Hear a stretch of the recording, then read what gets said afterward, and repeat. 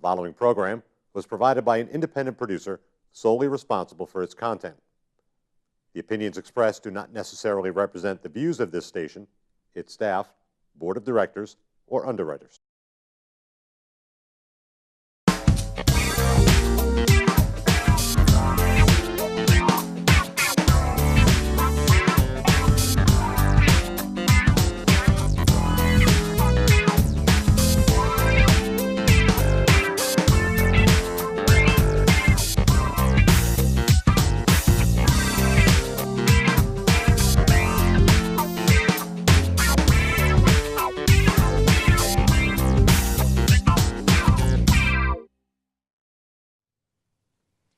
Welcome to the show. This evening, my guest is Alderman Ken Siegel from Ward 9. Welcome, Alderman, and thanks for coming. Thanks for having me on the show, Mike. I appreciate it. I've been trying to get all the aldermen on the show, so hopefully it'll be informative. Tell us a little bit about yourself and why. I'd like to know why you decided to run, first of all, for office.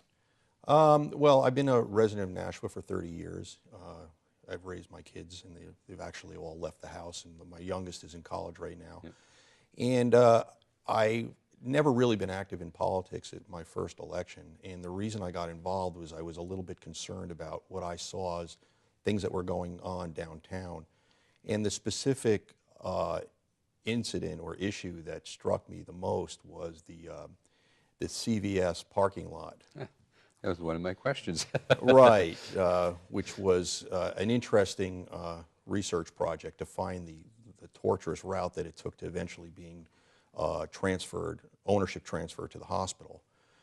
It just didn't seem right to me at the time, and in investigating it, I was convinced that there's just something broken down in City Hall. Mm-hmm. And I decided to run after a friend of mine basically said, I think you should really look into this and run for office. So I decided to do it, and I think one of the good things was that I did not run opposed. I ran against somebody. If I had run unopposed, I think that I wouldn't have learned as much as I did by going to every single voter's house personally, right, and actually talking to people in a way that I think you don't necessarily do if you're running unopposed. So I have to thank my former opponent for helping me in that sense. Did you feel that exercise was really instrumental in your election? Absolutely, really? Absolutely. Yeah. I think I came from a position where nobody knew who I was. I was never active in politics. Right. I'd given to charities, and there were a lot of people that knew me, but not in that context. Mm-hmm. And so I had to introduce myself personally to the voters, and I think that was very helpful. Well, I noticed that you're on a lot of committees, and I'd actually asked Alderman Schoenman, did you get to choose your committees? I know they were appointed by the President Dean. Did you choose the committees, or did you get the committees you wanted to be on? I definitely wanted to be on the Finance Committee because I think with my background in business, that suited me the best, and budget. So the things that were involved, looking at contracts and looking at ways that money gets spent, I think my business skills really lent itself to that. So those were two I chose.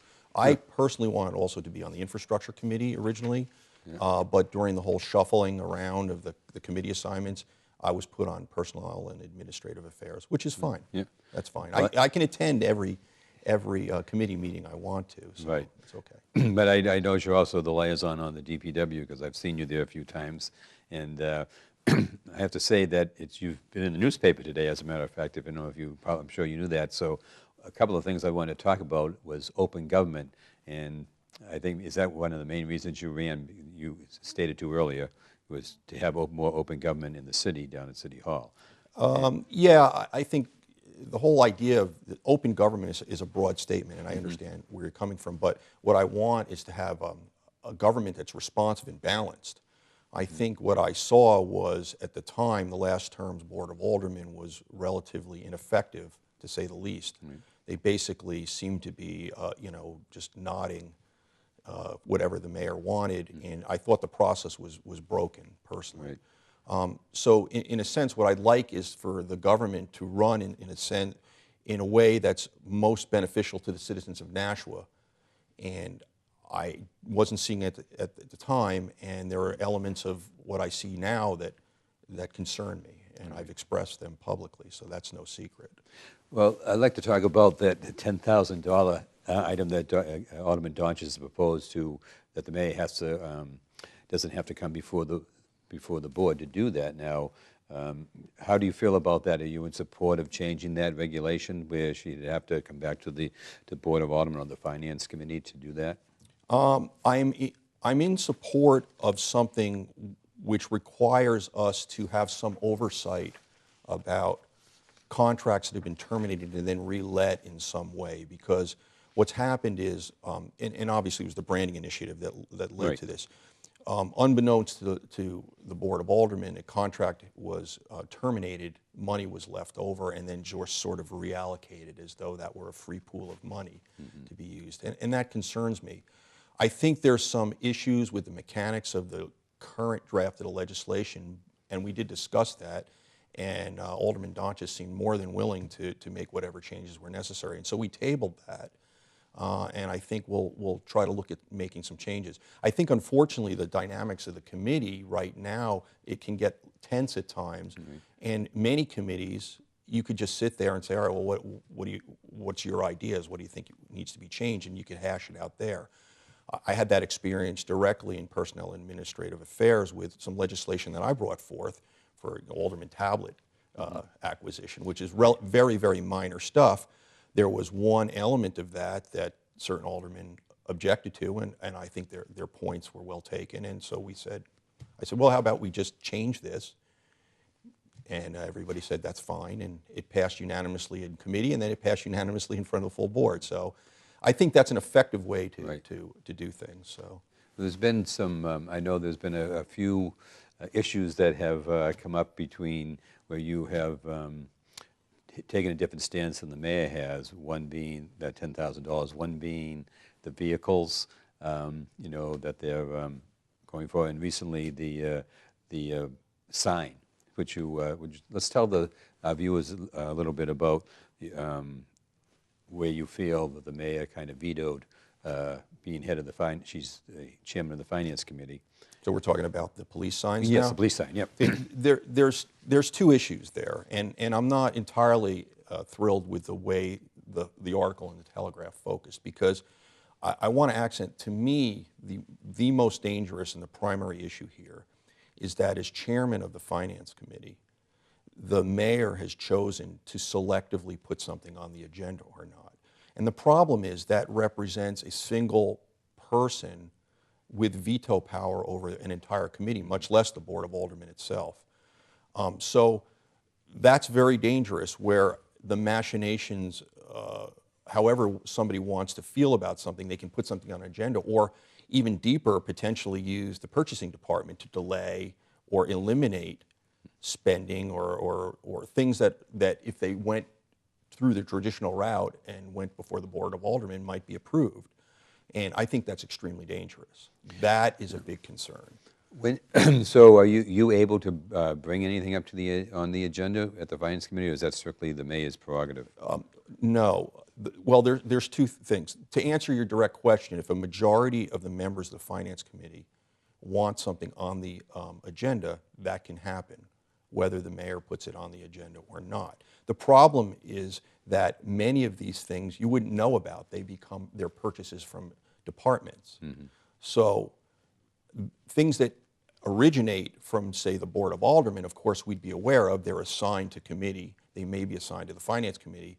So it would be impossible for us not to notice that it's not getting on the agenda, because the president of the Board of Aldermen, Alderman Dean, puts it there. The problem becomes where there's purchases or other items that come up that we would not normally be aware of. And I'm not aware of a mechanism by which we can kind of delve around to figure out what may or may not have been in there, nor do I think that should ever be necessary. So that should be a really big concern. Right. The second part is the relative viewpoint of how commissions are treated, okay?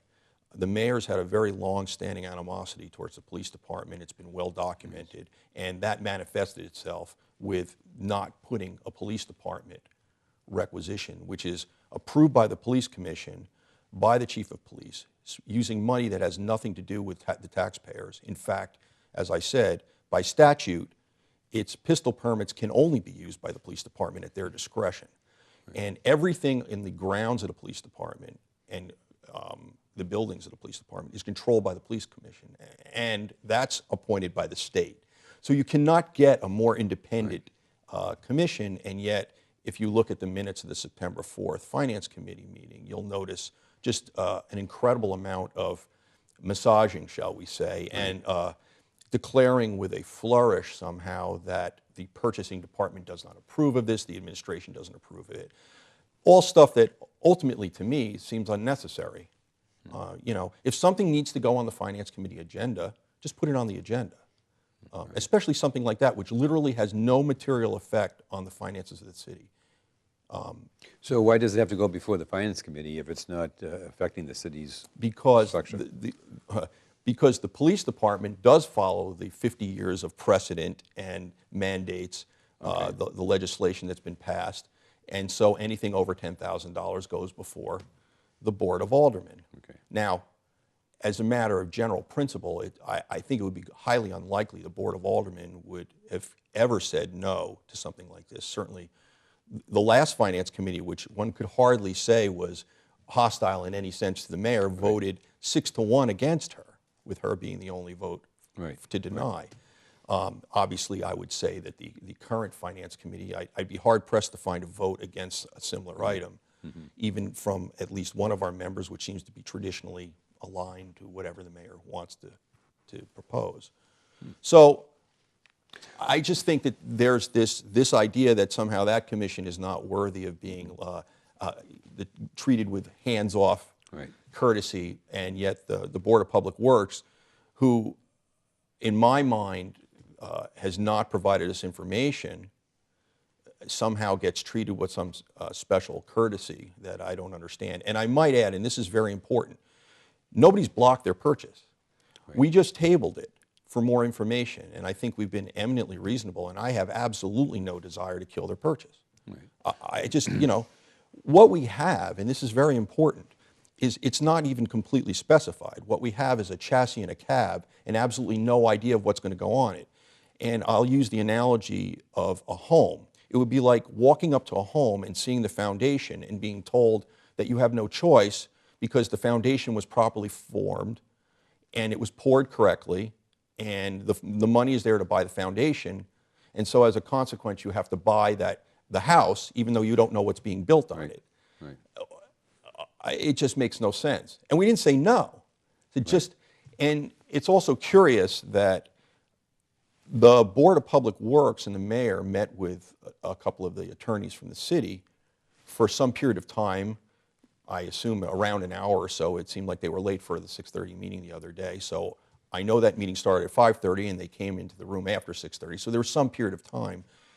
And yet they spent an hour, I imagine, discussing how to avoid talking to us for 15 minutes. And to me, that's senseless. We're not asking for anything other than tell me what you're going to use this for. Well, the Board of Public Works, there is one person on the board, one commissioner on the Board of Public Works, but she's always been seen to be outvoted. That does kind of stand up similar to your position. That would be Commissioner Pappas. Yes, Commissioner Pappas. So the mayor seems to think that on that $10,000 item that she uses that to get a better price as opposed to usurp the parliamentary rules that she should be following. So do you feel those that is her case? I'm trying to push you on the mayor because it's been, you seem well, to that's have... fine. I'm not, look, you know, I actually, in a much better world, everything, you know, there would be kumbaya moments and we'd get along. I didn't get elected because I felt like being an antagonist to the mayor.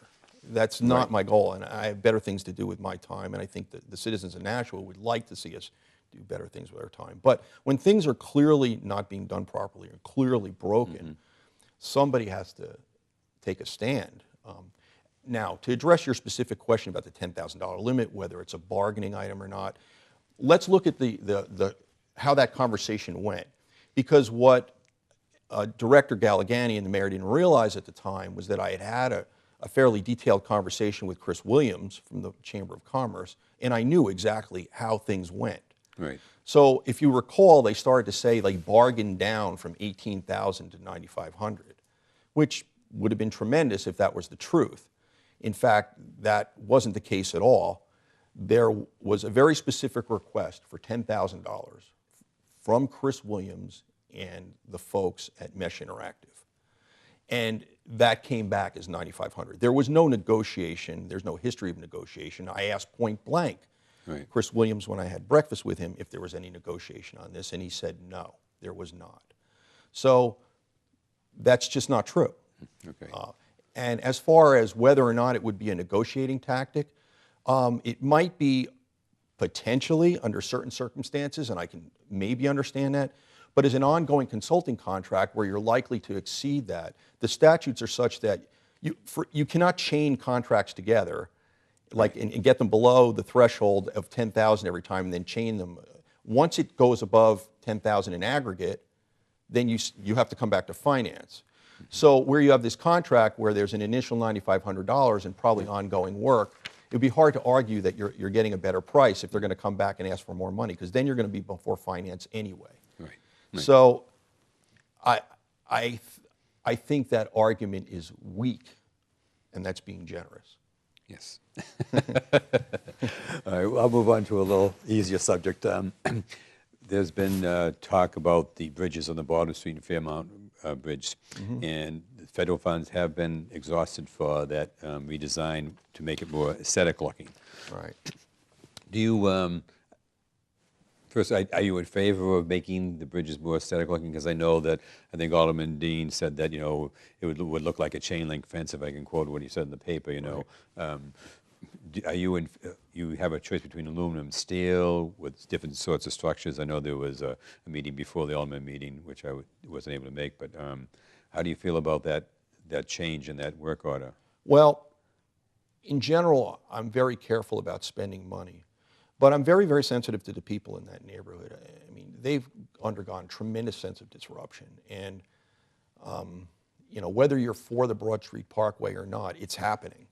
And these people have had to endure all this, and they'll have to endure whatever we put up there for quite a long period of time. And their real estate values are something we have to think about. In a sense, they're sacrificing for the rest of the community. They're impacted. And while I'm against spending money in general, I think in this case, for it to look like something which looks nice, so that when they're in their neighborhoods, or if they want to sell their homes, the bridge does not become a detriment, but it potentially becomes an asset, then I think that's important. I think we owe it to the residents of those neighborhoods to make things look decent for them, Right. because they are taking a hit for all of us. I guess the next question would be, it's estimated, that would be, the Broad Street Bridge, it's estimated for the changes is like $132,000. That's correct. And that doesn't include the Fairmount or the Nashua Bridge that's going That's to be right. made. In So- aggregate, it would be, Right. on the order of $400,000. Right. So where does the city get that? Since the city's going to pay for that, where do we get that money? Because there's been a lot of talk about the budget, so which we'll get into in a second. But Well, where do we've bonded these purchases, and we did get very good quotes back on some of the other stuff. And I know Mr. Vancouver is really trying to keep things under budget and doing an excellent job. So there's a good chance we may have that money from other sources made up somehow. Well, I know that when he comes before the Board of Public Works, he says they have had estimates which have come in under what they thought the cost would be. Yes. So can that money be allocated to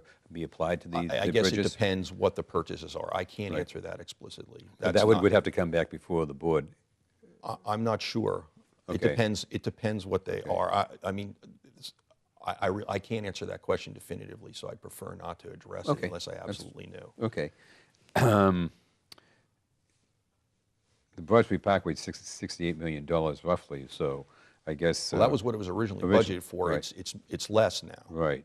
So how many years ago did they estimate the cost of these budgets? Why wasn't that the design of the bridges taken into effect? Who was responsible for that at the point at that time? Well, first of all, there's a long and tortured history, and the design of the bridges would probably be one of the least important things that you'd want to concentrate on, because the Broad Street Parkway is also supposed to be wider, and then getting the right-of-ways and acquiring the property became problematic over a lot of years. And I think it'd probably be better to talk to other people that have tracked this and dealt with it at the ground level over a longer period of time.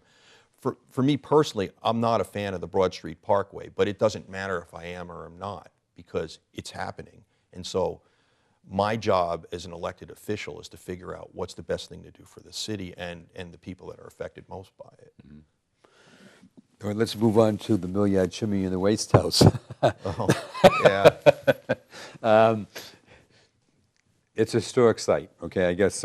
What's the benefit to the city to keep the chimney in the Waste House? Besides being, are we required to keep that because it's considered historic? Unfortunately, we're required to do things that we probably wouldn't do given a choice because of the cost. So the chimney in the Waste House is one, I think the Waste House really is just absurd. Mm-hmm. But once again, it doesn't matter, and I think all parties would probably be in agreement there. I mean, this is probably a point of agreement that I have with the mayor. I don't believe the mayor, given her a choice, would probably want the Waste House. We can't do anything with it. The chimney, that's a different story. The question is, we have to have historic mitigation, as it were, keep historic structures. We're required to. So the chimney is an attractive part of Nashua's landscape and has been for some time. So we don't have a choice, so let's try to do a decent job with what we have. Mm-hmm. Is that mandated by the state? Yes. Historic it is. Yes. Well, I know that Verizon is talking about redoing, putting new tower and redoing the platform down there for the cell towers. They tried to see if they could get somebody to put a tower on top of the chimney or use that to defray the cost, but that they didn't have any takers, so. Yeah. Yeah. So, excuse me, that's, maybe Verizon might be willing to put another tower on the chimney, so just honestly, an idea. I can neither say whether that makes sense or whether it would even be allowed, so. I'm just kidding. Yeah, yeah, I don't know. The last Alderman meeting, you voted for the union contracts. Correct. All right, the two union contracts, one for the food workers, one for the secretaries. Food workers really doesn't come out of the taxpayers' money. Right. Where the secretaries comes out of the school board budget. So, and I believe one was at the CPI index of 2.1, one was a little bit over. But you have other contracts coming up. Right. A lot of citizens, when I talk to a lot of people, they're concerned about, the property taxes going up and wages not going up, and the unemployment rate is lower, but that doesn't really take into effect the people who have exhausted their benefits. So how do you weigh, I'm sure the other contracts might be a little more difficult, but how do you weigh keeping those in line and within a reasonable, to keep the budget so it's not increasing every year? Well, I haven't seen all the contracts. Right. Okay, and some of the contracts that have already been signed, I have no control over. And for example, the teacher's contract, whatever my feelings would be about it, are irrelevant. That was signed last term, and it will be with us for the next 3 years. So, and that's a big chunk of the budget. So the immediate one that's coming up is the police contract, and we'll have other contracts. I'd just like to evaluate them individually. There's really no right answer. The problem I have is if somebody says, well, they got this, so I should get this.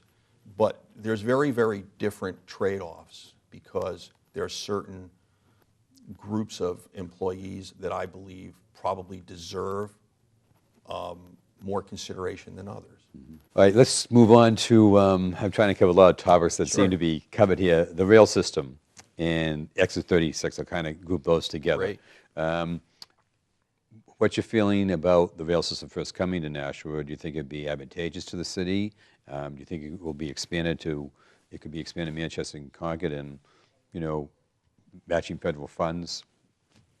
Okay, so to me, the rail system, being able to connect Nashua, at least in 2 points, in South Nashua, so for people that can commute to the Boston area would be good, and also downtown, because I think it would be a tremendous driver for the downtown area. I think if people had the opportunity to hop a train right in the downtown area, then I think you really could see some serious growth in residential properties in the downtown area, because now you have a real clear economic driver.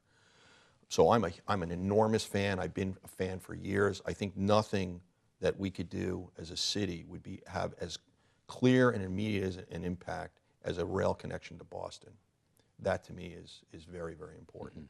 So as far as exit 36, there's two elements to exit 36. I'm a big fan of exit 36 for a couple of reasons. In Ward 9, obviously, I can see the traffic on Spitbrook Road. Right. I think that it's an obvious byproduct of having the Pheasant Lane Mall down on Daniel Webster Highway. So there's a clear benefit to doing traffic mitigation, but I think if you're going to also put a rail down in South Nashua, that exit 36 becomes very, very important, because if people want to actually use a rail system, they're going to need a pool of parking. They're going to need an ability to get conveniently to whatever rail system we have and get on the train. To get stuck in a half-an-hour traffic jam trying to take a train to Boston is not what we really want. We really don't need commuter hour, a worse traffic jam than we have now. I was going to say people might be halfway to Boston, but I go to Boston a lot in the morning, so that might be only a quarter of the way. But within the half hour, because there is a tremendous amount of traffic, even if you leave at 5:30 in the morning, you get down to 128, 6 o'clock, it's like well, in my rush hour. startups, I used to commute down Route 3 both when before and after it was widened. Right, so myself also, so yeah. it's terrible. Yeah, it is horrible, so. If I could have had a rail connection, that would have been, oh my Lord, it would have been perfect. It would also probably decrease road rage, because people would be sitting back on the train reading the newspaper as opposed to saying, "Ah, look at this person in front of me, get out of the way." So, right. Yeah. Well, I think that's all well and good. Yeah. Fortunately, we don't have enough incidents of that for that to. No, well. But I think the main thing that I think is important is that Nashua as a city now becomes much more valuable, much more desirable to companies wanting to locate here. It's much more accessible to younger, high-tech workers that really don't want to use cars very often, the type of people that I was used to recruiting out of the MITs of the world, Northeasterns, that really want to either work or live in Boston. They can either work in Nashua if companies locate up here, which would be very, very attractive, or vice versa, employees could locate in Nashua, which is far less expensive than the close Boston suburbs, and commute down. So there's a lot of win there. As far as exit 36, you relieve a lot of the traffic on Spitbrook Road and Daniel Webster Highway. I think what we would see is a curious byproduct in that a lot of the businesses that probably benefit from those traffic jams along that Spitbrook Road, Daniel Webster corner area would see some decrease, because now people would be able to go right to exit 36 to wherever they want to shop. So it's about, it also would, like you said, it would really help the city multiple ways. Yes, I'm an enormous fan of the potential of rail. That's been ongoing for many years now, trying to make this happen. So do you see it in the short future, or do you see it's going to be like a long-term? I'm not in a position to answer. I know what I'd want, but that's, it looks better now. Yeah. I think the executive council makeup is much more favorable, I think, for that. And I think there's a real will on the part of the legislature to help. But certainly, this is definitely one area where the mayor and I agree. Yeah. I think the mayor's always been a big proponent of rail in Nashua, and I agree with the idea of having a southern connection and a connection in the middle of the city. I think that would be fantastic. Former Alderman Paula Johnson has brought up both at the DPW and at the school board about public and private partnerships. Could you just tell our listeners of what her concern is about that and how you feel about that?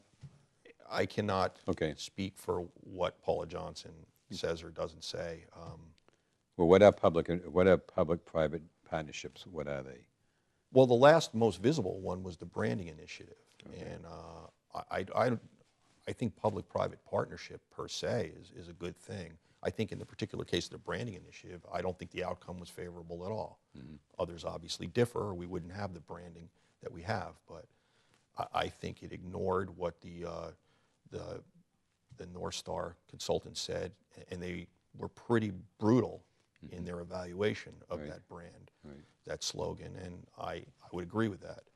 That said, I think public partnerships can work.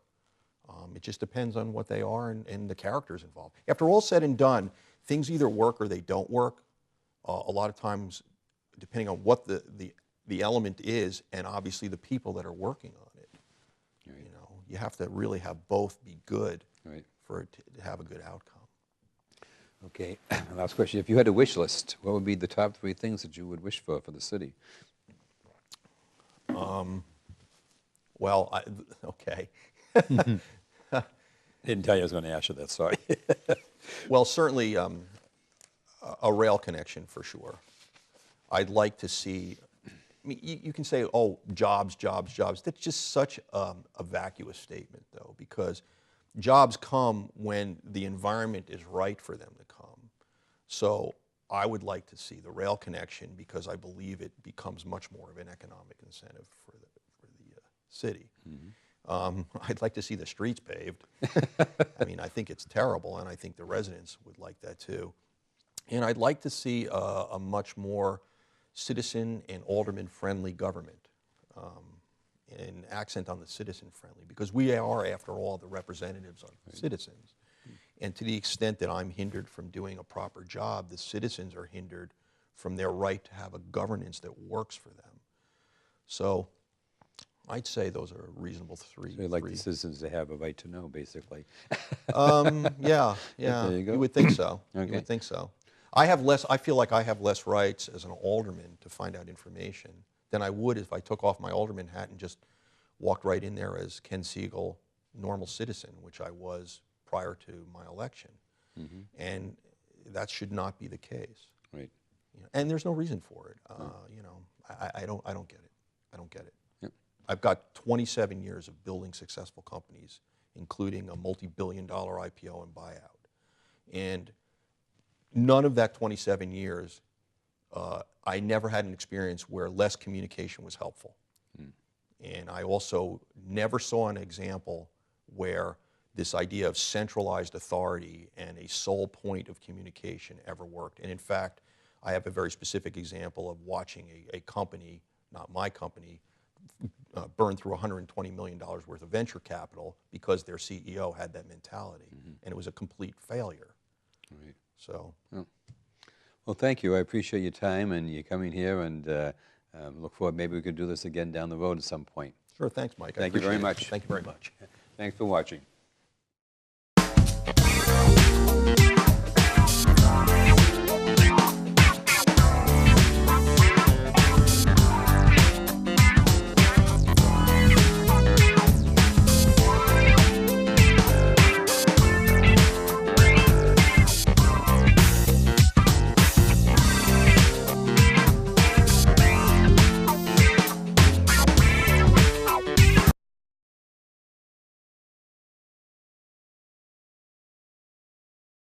The preceding program was provided by an independent producer solely responsible for its content. The opinions expressed do not necessarily represent the views of this station, its staff, board of directors, or underwriters.